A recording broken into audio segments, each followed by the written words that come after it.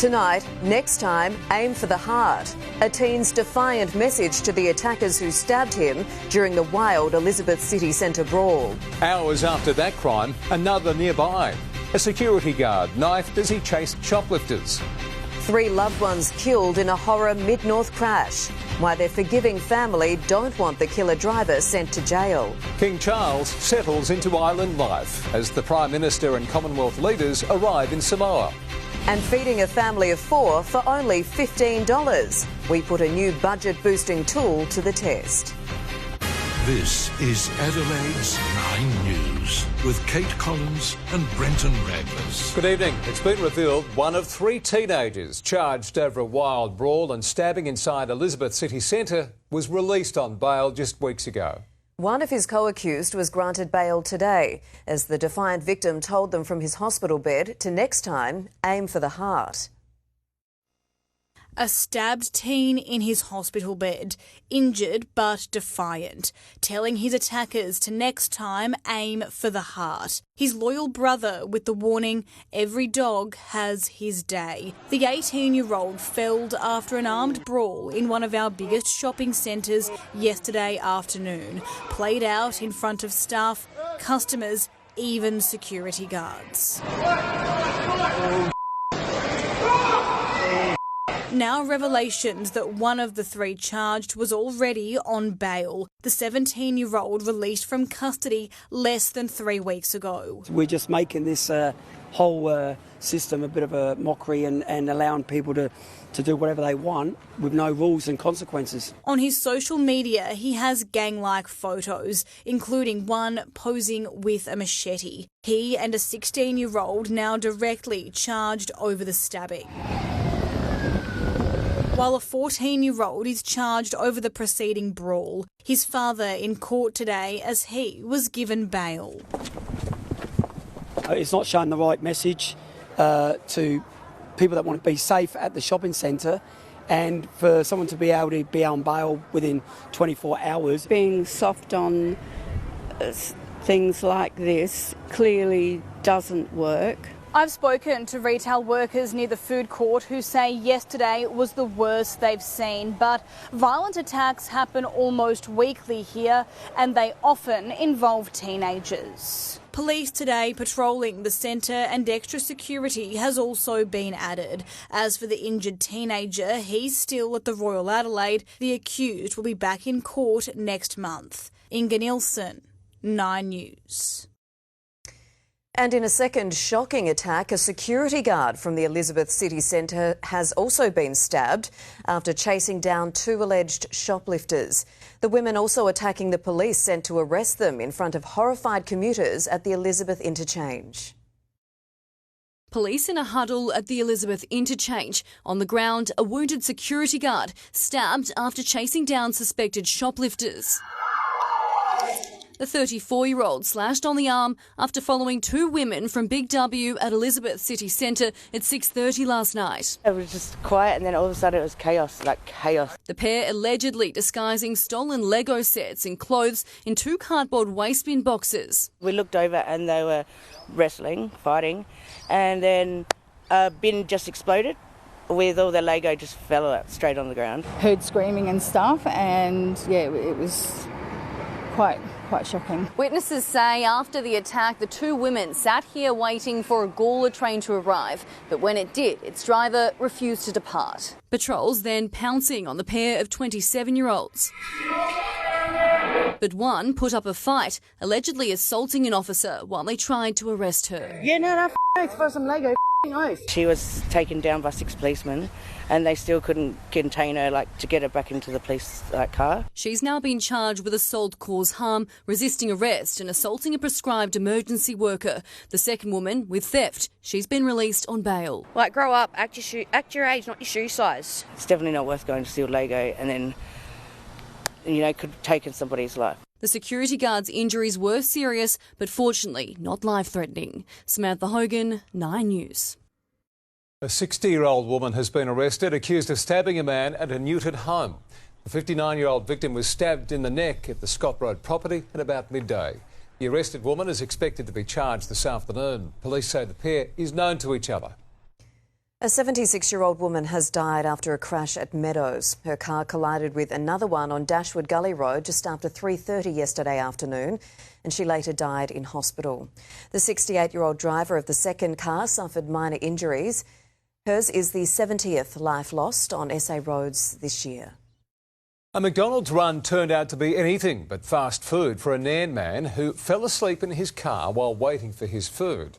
Police were called to the Fruiville restaurant just before midnight. They woke the 25-year-old and breath tested him. He blew more than twice the legal limit. As well as being reported for drink driving, he was breaching his P-plate conditions. He'll face court later. Family of 3 people killed in a horror crash in the state's mid-north have forgiven the Italian tourist behind the wheel.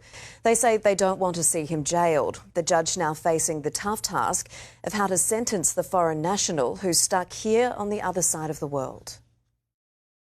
3 lives cut short. Family and friends of John and Cynthia Clark and their daughter Jackie will never forget how they died, but many have chosen to forgive.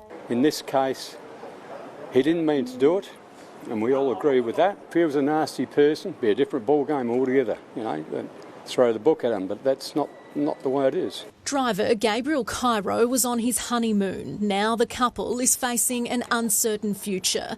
Cairo's van hit the Clark's car at Everard Central near Blythe last year.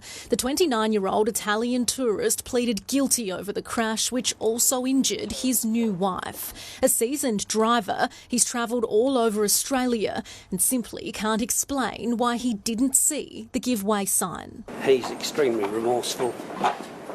He's thought of the Clark family and their relatives the whole time. Judge Muscat said Cairo is a good man and a decent human being who unfortunately, through a lapse of concentration, has taken the lives of 3 people. The pair has been stuck here for a year since the crash, and both of their visas will expire before Cairo's sentenced. If he's jailed, his wife will likely have to return to Italy without him. Should he be given home detention, the couple will have to find somewhere to live, and even then, the visa situation for Cairo's wife is uncertain. His lawyer pushing for a suspended sentence so they can both go home. In our opinion, we don't think he should go to jail. We can't see the point of that. Their lives have changed like ours. Beth Excel, 9 News. There are concerns tonight. Not enough help is on the table to assist South Australian businesses pay their enormous power bills. It comes as it's revealed just 100 traders have so far been approved to access a key government cost of living package. The annual electricity bill for this ice cream parlour in Trinity Gardens, enough to send shivers down your spine. It's in the vicinity around $150,000 to $200,000 over 6 stores, so it's considerable. To help bring down that cost, owner Brian O'Donnell's investing in energy-efficient upgrades, like a new blast freezer and pasteuriser. It's one of our biggest fixed costs, so it's one we've got to control. We've changed retailers twice. It's costing $103,000, but the government's chipping in half through a cost of living package for businesses who invest in upgrades. It's expected 2,000 traders will apply. Since August, more than 500 applications have been received, but only 100 have been approved so far. They've got to go and get quotes. They've got to go and get tradespeople and supply companies to come and look at their premises. One of the conditions to be approved for the grant, the business must match the government's contribution. But with that criteria, it has left some questioning if the government's doing enough to help all businesses, especially the ones that don't have the money to spend on upgrades. Unfortunately, there may well be some worthy businesses that could make use of this funding, but they just don't have the spare cash. The Treasurer believes the support goes far enough. I realise this won't be for everyone, but we're trying to make it as flexible for as many small businesses across any industry. Ollie Haig, 9 News. 5 people have been killed and 22 injured in a terror attack at a Turkey aerospace headquarters. It sparked retaliatory strikes in Iraq and Syria. Turkey reporting more than 30 Kurdish military targets were destroyed in the aerial offensive. Terror in Turkey's capital. The Turkish aerospace industry's headquarters near Ankara targeted.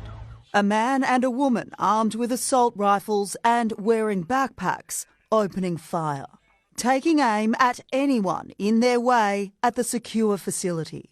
Inside, staff took shelter where they could as an explosion and gunshots rang out.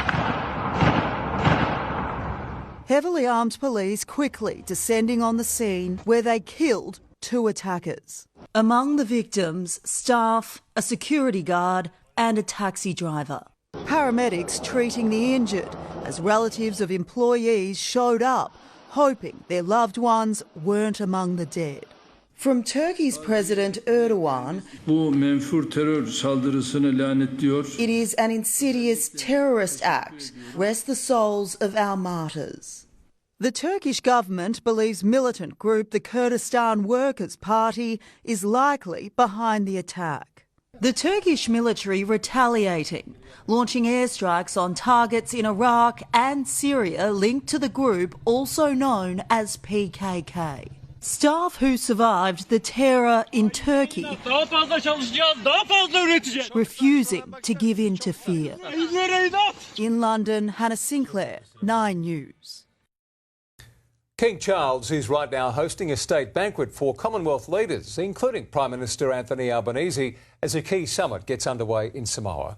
His Majesty today touring coastal village communities who live on the front line of the climate emergency.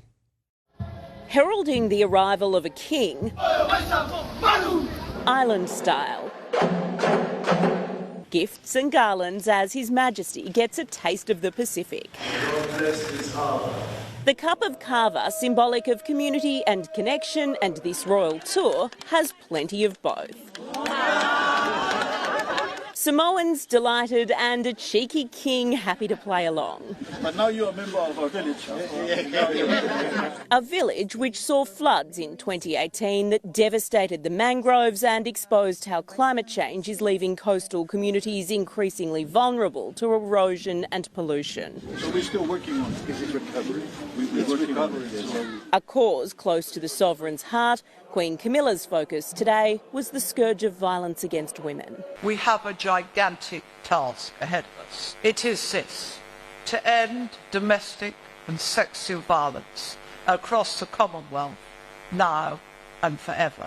Their Majesties are in Samoa for the Commonwealth Heads of Government meeting, bringing together leaders from 56 nations, including Prime Minister Anthony Albanese, who touched down late this afternoon. We share history, we share common values as democracies, and it's an opportunity to talk about the shared challenges. And the Commonwealth challenge in chief is climate change, a fitting focus as the Blue Pacific hosts the meeting for the first time. To put it plainly, it is a death sentence for us, Tuvalu, if larger nations continue to increase their emission levels. Certainly the focus that I bring to the next couple of days will be engaging on climate change. Liz Daniels, 9 News. And Prime Minister Anthony Albanese is now sitting down for dinner with the leaders. Liz Daniels is in Samoa with the latest. Tonight is a chance for our Commonwealth family to sit down together for dinner with the King. His Majesty hosting the official welcome reception, a state banquet, as he presides over what is his first Commonwealth Heads of Government meeting as sovereign. Our Prime Minister has already found some friends in the crowd. Tonight, a casual catch-up with Keir Starmer, his UK counterpart, before what will be their first face-to-face formal meeting tomorrow since the UK election. But with these summits, casual catch-ups like tonight are just as key, particularly as we look to keep our Pacific friends close, with the rise of China always in the back of the mind. Legendary Australian rocker Jimmy Barnes feels like his tour, including the Adelaide 500 show next month, is going strong despite a recent health scare.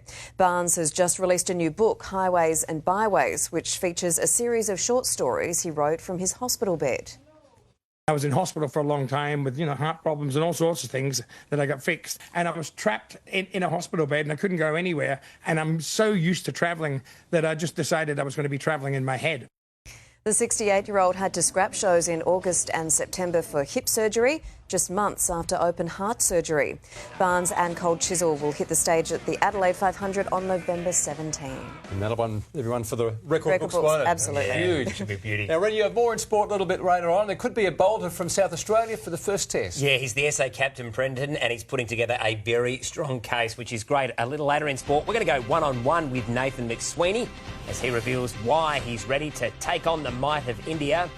One Red's lofty ambitions ahead of United's season opener. Plus, in a new uniform, why this star says it's a new era for the 36ers.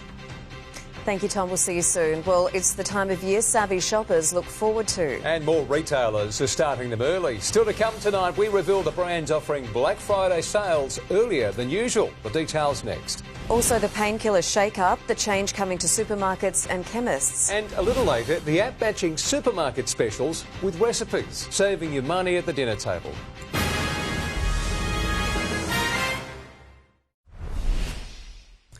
Controversial federal Senator Lydia Thorpe is backtracking on previous comments that she originally brought attention to. Initially pointing out that in her oath of office in 2022, she actually swore allegiance to the Queen's heirs rather than heirs. Today saying instead she misspoke. My English grammar isn't as good as others, and I spoke what I read. She wants to try to have it both ways and say, I didn't actually take the affirmation properly, but I'm still going to sit in the Senate. It comes after the coalition questioned the legitimacy of her seat in Parliament. She hadn't sworn her allegiance properly. Dramatic vision has emerged of the moment a Marvel Stadium security guard appears to kick a fan at Travis Scott's second Melbourne concert. Two males were seen jumping the barricade from the seated area to join the mosh pit. The fan, wearing a red and black checkered shirt, reportedly suffers a seizure while being restrained by a guard who was attempting to remove him from the area. The stadium says it's currently undertaking a post-event debrief with security contractors. A major change is on the way for a common painkiller. Packets of paracetamol are set to shrink under new restrictions to combat the intentional misuse of the products. For this familiar brand, the process of downsizing is underway. People will start to notice changes to the pack sizes of paracetamol products across Australia. There has been a big kind of effort behind the scenes to make sure that we're having continued supply. The changes apply to most paracetamol products, including cold and flu tablets, from February. This legislation strikes the balance between trying to protect people from overdose but also allowing people to still access paracetamol. Nationally, paracetamol pack sizes in supermarkets and convenience stores will shrink from 20 to 16 tablets. In pharmacies in a majority of states, only 50 packs will be readily available. Anything more will be moved behind the counter through the pharmacist. In Queensland and WA pharmacies where regulations differ, only 16-pack tablets will be readily available. Anything more will move behind the counter. These changes just bring us in line with many other countries. Dr Cairns among the panel of experts prompting change to help reduce liver injuries and deaths. There was an increasing number of overdoses with paracetamol in the past decade.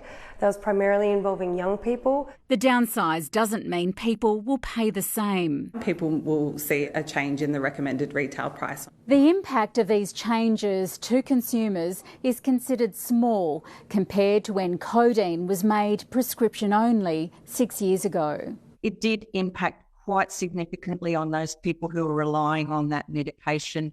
But again, we've got to look at the pros and cons around harm and safety. For those struggling to cope, help is available on 13 11 14. Gabriella Rogers, 9 News. A man has been hauled off an international flight with his hands cable tied after allegedly assaulting a crew member. The New Zealander is accused of failing to comply with staff on Wednesday before injuring one of them on the flight from Perth to Auckland. Thanks to a diversion, the 23-year-old's final destination was Melbourne, so federal police could board and remove him. Radio star Jackie O has revealed her private battle with drug addiction. She says she relied on painkillers and sedatives following her 2017 separation, eventually leading to a stay in rehab. I'll be spending 28 days there. I'm voluntarily enrolled in a 12-step program there to treat the substance dependence and drug addiction I've been able to keep secret for 3 long and painful years. Jackie O revealing she'd kept everyone in the dark about her battle, even co-star Carl Sandilands. Black Friday and Cyber Monday are still a month away, but the sales have already started, with retailers getting a jump on one of the biggest shopping events of the year. And as Michelle Tapper reports, with Christmas just 2 months away, it's the perfect time to tick things off your list. Black Friday at the end of November usually kicks off the biggest 4-day sale of the year. But with retailers feeling the pinch from a downturn in consumer spending, this year the sales are starting early. Most of the major retailers and online stores have already started discounting, with prices slashed by around 20 to 50%. You can save hundreds of dollars on big-ticket items like white goods and electronics. Lenovo laptops have been reduced by up to 57%. Dyson are selling some cordless vacuums for almost half price, and Myers slashed prices on homewares by up to 50%. There are also great savings on clothing and cosmetics, with thousands of items now half price at Priceline. So we're going to see deeper, stronger discounts than ever before. In fact, Australians are predicted to spend over $6.7 billion over those 4 days. But retailers want an excuse to get consumers back in store. And to make sure you don't overspend, retail experts recommend sticking to a list and checking the base price of the item you want to buy to make sure you're really getting a good deal. The sights, sounds and tastes of Asia are on offer across Adelaide from tonight. And Jessica Braithwaite, it's set to be a feast for the senses. It sure is, Kate. I feel extra lucky tonight because I get to do my crosses from the Lucky Dumpling Market here in Elder Park. This is sure to be a feast for the senses, and I think foodies and music fans alike will be happy here. Now, this is all part of the AusAsia Festival, which is kicking off tonight, of course.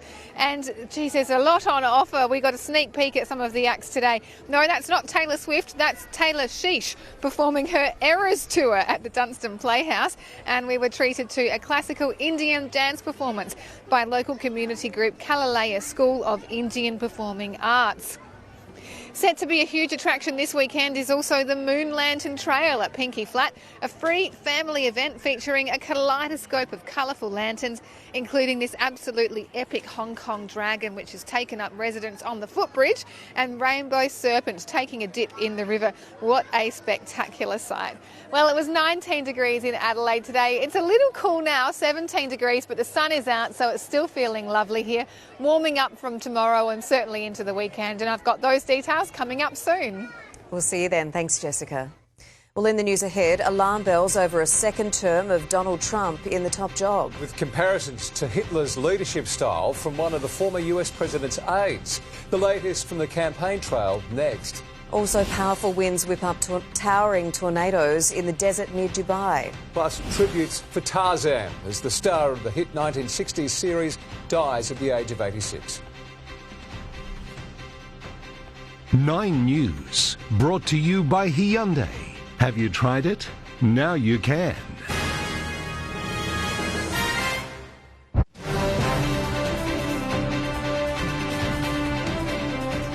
Israel has escalated its assaults on Lebanon, bombing the historic port city of Tyre for the first time. The bombardment coming as the IDF confirmed the man, believed to be Hezbollah's next leader, is dead.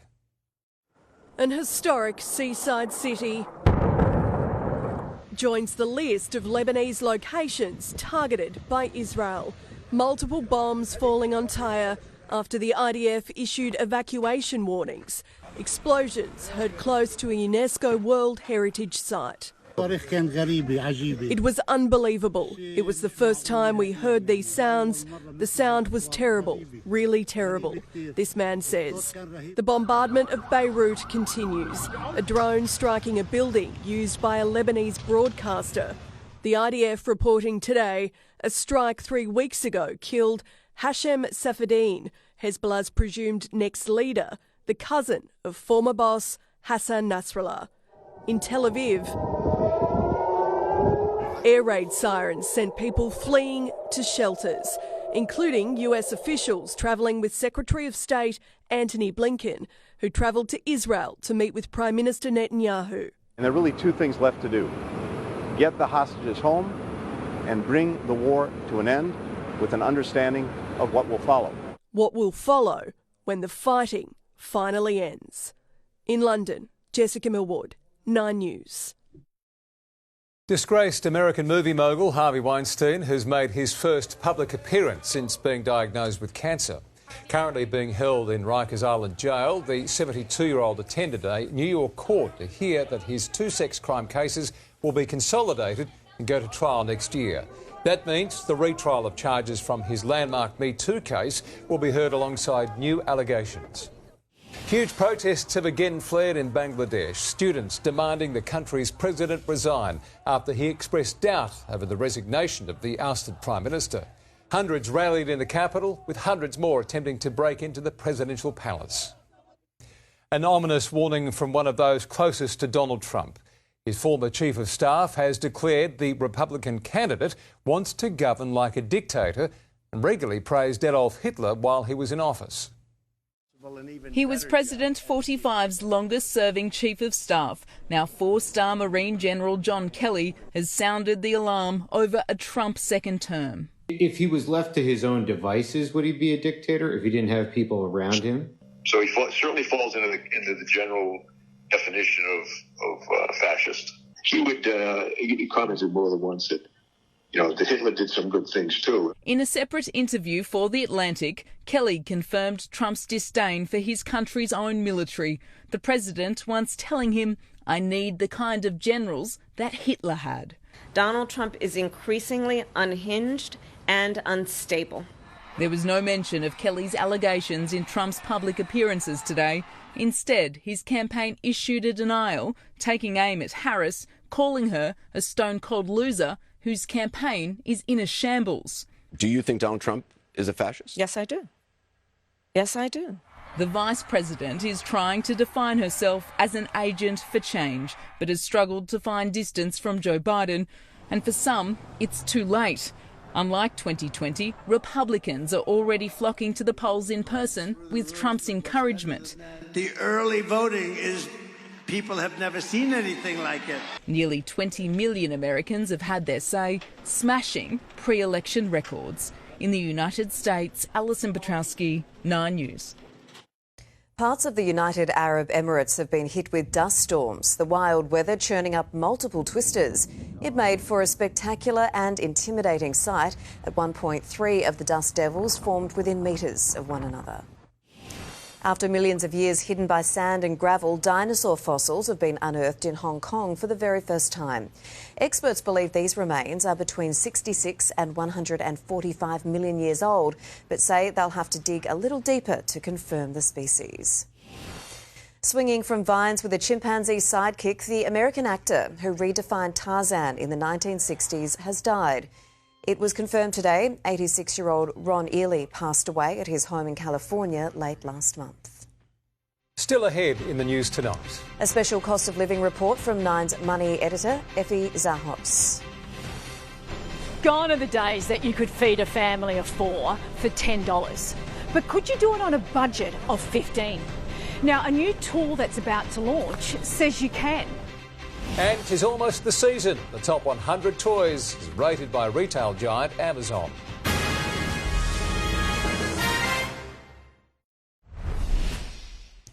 Scam victims could soon have an easier time getting their money back. The federal government pledging $14.7 million to give the Australian Financial Complaints Authority more power to investigate claims. Currently, the body can force banks to pay compensation to victims, but has no jurisdiction over social media companies and telcos.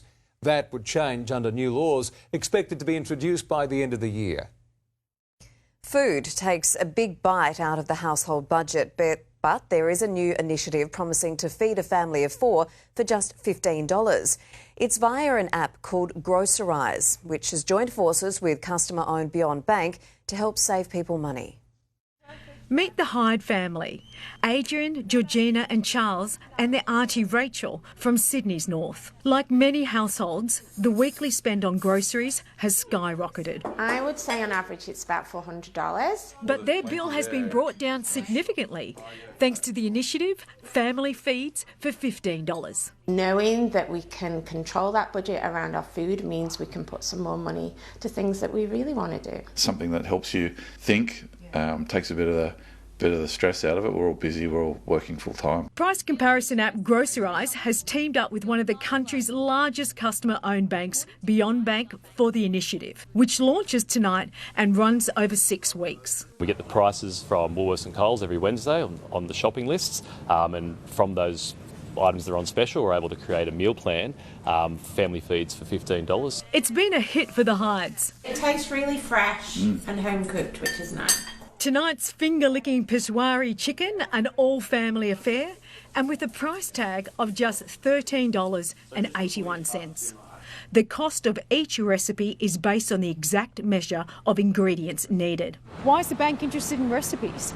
So anything we can do to make bang for buck in their budgeting around groceries, we think is a good thing to be part of. Wouldn't it have been easier just to give a rate cut? Customer-owned banks, on average, contribute back about 4 basis points better than the majors do. There are several grocery apps out there to help Aussies save, including Frugal, Half Price and Zeft. And some of them also include IGA and Aldi. But linking recipes to weekly prices is what makes Grocerise stand out. It is free, but you need to register on the bank's website to download the recipes. And by doing this, you agree to any marketing material. So will it work for your family? Well, the proof is in the pudding, or in this case, the chicken. Effie Zahos, 9 News. Well, it'll soon be that time of year when a surplus of AA batteries will be needed, not forgetting the Phillips head screwdriver. Yes, the Christmas toy season is fast approaching, and your guide to this year's best prezzies starts now. Not all that long now before crowds start gathering outside Santa HQ at the North Pole to wish him farewell. 2 months today to be exact, just the right time to examine this year's produce from the workshop. Through Amazon's Elf distribution network, the elves work divided into several categories. Going for gold. Got a whole bunch of sport toys, just like the cricket bat set. Animated icons. So Barbie remains huge, just like a dream house here. We've got Bratz, always a classic. Ninja Turtles are now Transformers, and we've also got the Star Wars action figures. Mate, Barbie's house is just like Albo's. Sharing is caring. Great for playing together with the family. So that sound game, it's basically charades with sounds. We've got Buildsy, so racing the blocks. EduPlay. Toys that build brain power. On the list, we've got the VTech Kitty Zoom camera. We've got this Galt Science Lab, and this is actually a small business that make crayons you can use in the bathtub. And under $25. The humble Rubik's Cube. We've got the Hot Wheels cars never go away. Building blocks for the kids. And a Nerf gun. Always buy more bullets. There are updated fabs like a vertical Trivial Pursuit and a tie-dyed Furby. But a universal winner with the kids from the Starlight Children's Foundation and me will be the fart gun. The full list on Amazon's website. In Sydney, Mike Dalton, 9 News. I'm trying to pick that Christmas carol. What is that Christmas carol? I think it was the Holly and the Ivy. Very jolly indeed. You should have known that. You're the king of Christmas We're carols. out from the pageant. We started I know. to it. Yes, get listening. Brush up on those. Anyway, sport is up next. And Brenton, the race to become Australia's next Test opener is on. Yeah, it definitely is. Now, Dave Warner's offer to exit retirement has shocked a few of his teammates, Kate. Instead, selectors, though, are looking to the future, and a South Aussie star could be in their sights. Up next, we go one-on-one with Nathan McSweeney as he bolts into calculations. With a new look, DJ says this team is anything but the same old Sixers, while a swag of Aussies hit the court in the NBA, some quite literally.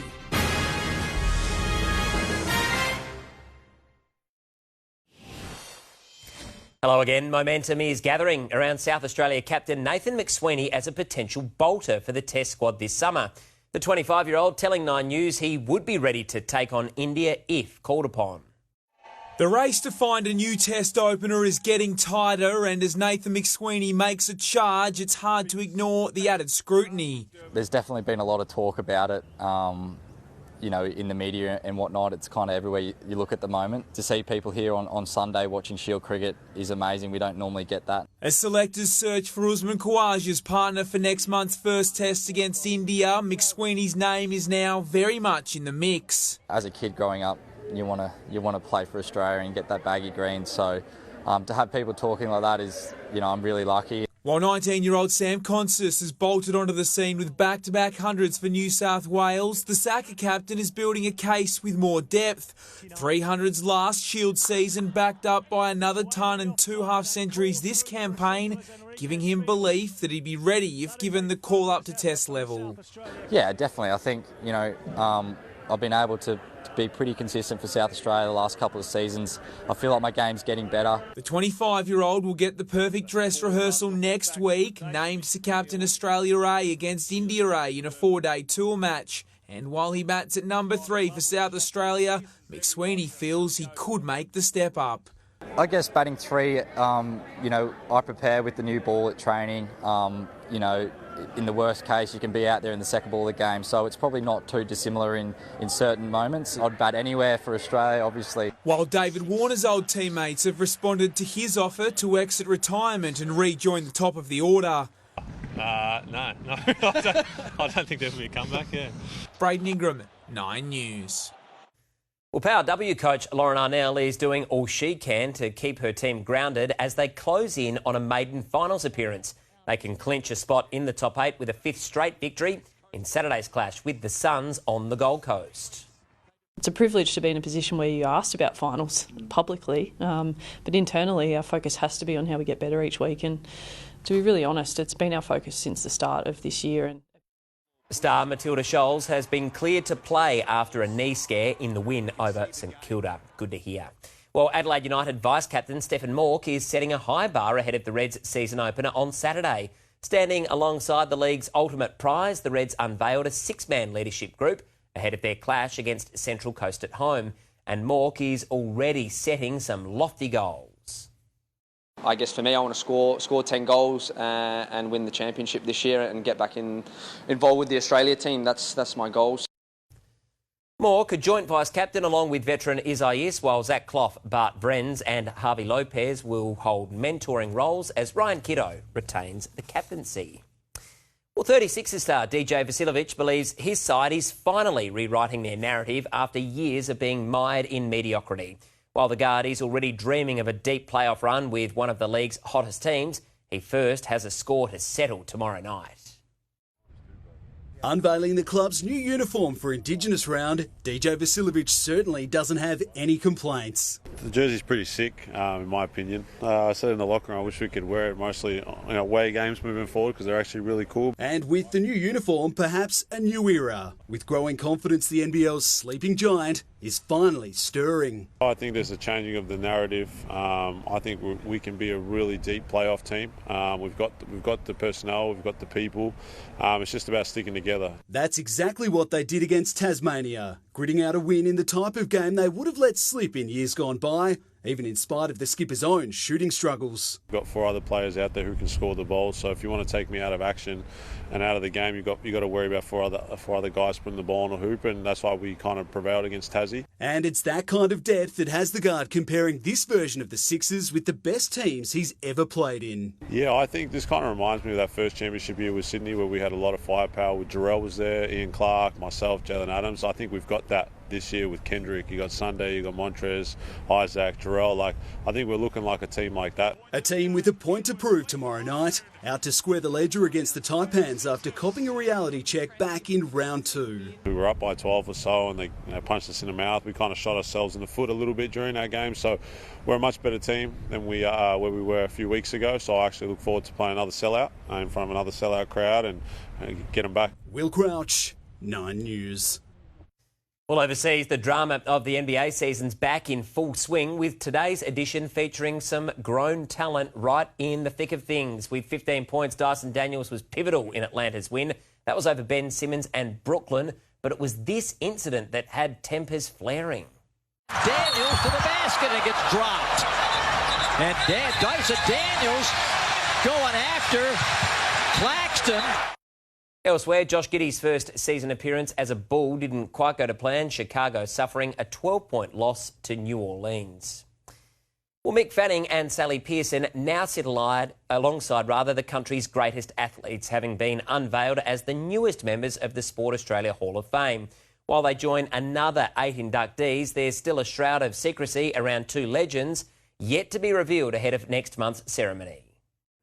The newest Hall of Fame members finally revealed after jetting into Melbourne under the cover of darkness. Not my style really of travelling. I like to sort of sit down and have a coffee first, which I haven't been able to do yet, and we're in Melbourne and you have the best coffee in the world. Olympic hurdles gold medalist Sally Pearson and 3-time world surfing champion Mick Fanning headlined the inductees and received their medals alongside former Kookaburras captain Mark Knowles and lawn bowls trailblazer Karen Murphy. Don Bradman, Dawn Fraser, can you believe that your name is going to be in there as well? I know, I'd never put myself up against those people. There's so many incredible sports people from Australia, and to be in that circle, I'm blown away. Among the other inductees, 6-time Bathurst winner Mark Scaife, the late women's basketball pioneer Betty Watson, and businessman and administrator Jerry Rehn, recognised for his contribution to 5 different sports. They'll all be honoured at a gala dinner at Crown on November 18. It's a big deal. It's a big gig. This is not a rubber chicken gig. So who's who of sport and business in this country, celebrating the power of sport. The gala dinner in November won't just be about the 8 inductees. There is also 2 legends being unveiled on the night. Any hints you can tease at the moment for us? No. Nice. Well, that remains a tightly guarded secret. It's time for these new Hall of Fame members to have their moment. I know my career was very successful, and so maybe that's why I should be here, but at the same time it's, wow, my name is here. When people are proud of you, that's a very special feeling. Nathan Curry, 9 News. It's great recognition, isn't it? That is the sport. Thanks so much, Reddy. Well, turning to finance now, and a deadly E. coli outbreak linked to McDonald's in the United States has seen the company lose billions in the space of a few hours. Here's finance editor Chris Kohler. Investigators think the bacteria might have been in the sliced onions, and it was that E. coli that made dozens sick across 10 US states and killed 1 person. Macca's has pulled quarter pounders from the menu in those states and remains in full damage control mode. The share price buckled, down as much as 9%. That is roughly $20 billion, before clawing some of that back. Meanwhile, attention on Wall Street was also on Tesla, which jumped after announcing a net income of $2.2 billion for the September quarter. Here on our market, a topsy-turvy day, spending much of the day in positive territory, but finishing basically steady again. WiseTech this afternoon announced CEO Richard White will stand down amid allegations of bullying and intimidation. And finally, the Aussie dollar is working its way back to 67 US cents, 62 euro cents and 52 British pence. Well, warming up again this weekend. Jessica has the weather outlook right after the break. For now, though, keep in mind tomorrow's speed cameras. Wake up and laugh with Adelaide's #1 breakfast show. Rudits and Lows tomorrow on 104.7 Triple M. For the latest Adelaide news and traffic.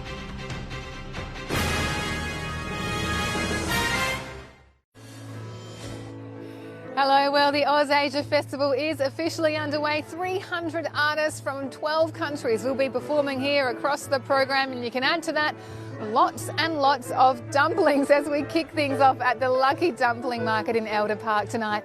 It's been a gorgeous day for it, plenty of sun around, 19 degrees the top, although it is on the cooler side now. It's around 16 degrees in the city. Across the suburbs, we have seen those basically dry conditions, a mixture of cloud and sun today. 21 degrees at Mawson Lakes and 19 at Glenelg, but only 14 at Mount Lofty. It's been pretty cold up there the past few days. Another thing of note, it's been pretty windy around SA today. Nothing over the top, but just enough to notice it. Temperature-wise, it was 23 at Port Augusta.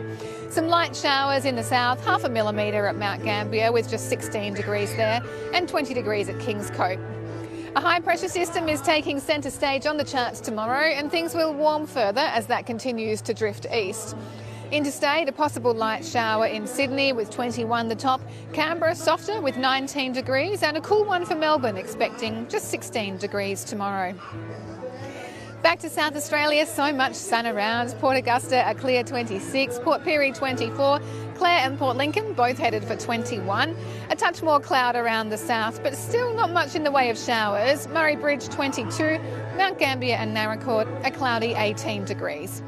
On local waters, south to southwesterlies below 10 knots, increasing 10 to 15 knots in the middle of the day.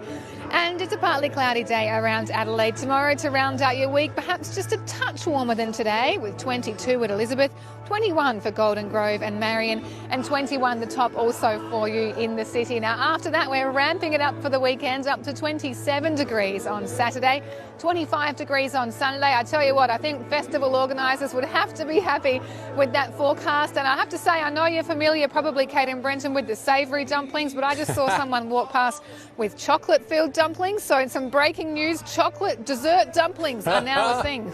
Looks like the weather's on a spring roll. Thanks so much, Jessica, and thank you for joining us. That's our bulletin for this Thursday. That was terrible. We'll leave you now with a current affair with news updates to follow. From all the team, enjoy your evening.